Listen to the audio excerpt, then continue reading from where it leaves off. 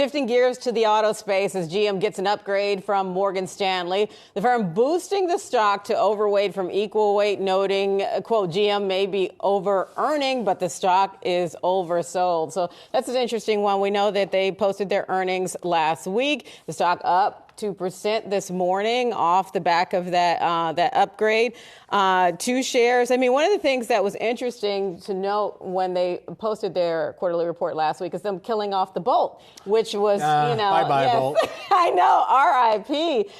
But basically, it's just cutting the cord and in their way kind of going just all in on EV, saying basically they're going to retool. And I guess the reason that they needed to do that has to do with just getting their production capacity in order for their fuller push into EV. So that was interesting. And people were surprised by that, about them killing off the Bolt because it's such a good performer, but they're planning to retool existing plants to get ready for their larger push with regard to EV, Brad. Yeah, the Bolt was really just an unsexy EV play, and Tesla came along and made electric vehicles sexy. That's great for them, but it's the way that they came into the market, really looking at that higher tier. Now, what's going to be key as well is where other auto manufacturers, and we're going to hear from Ford over the course of this week too, it's going to be interesting to see on the pricing war that has ensued. In Tesla's case, might be hitting itself in the foot in one way or the other.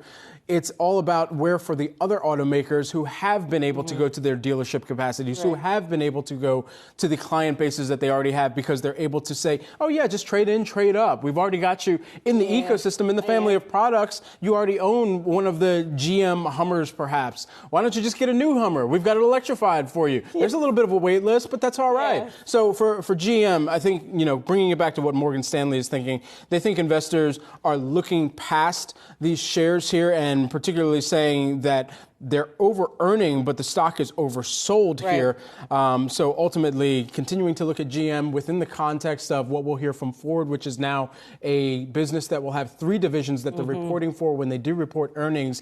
In this EV landscape, still, early moments of this year, still only 6% of the auto sales here. And so for some of the legacy automakers that we're hearing from over the course of this earnings season, how they're spending to ramp up a lot of that spend is going to be key to keep a close eye on too. Yeah, indeed. I mean, it's got me thinking, do I need to get into the EV game myself? I got to get a car first. We're going to start there.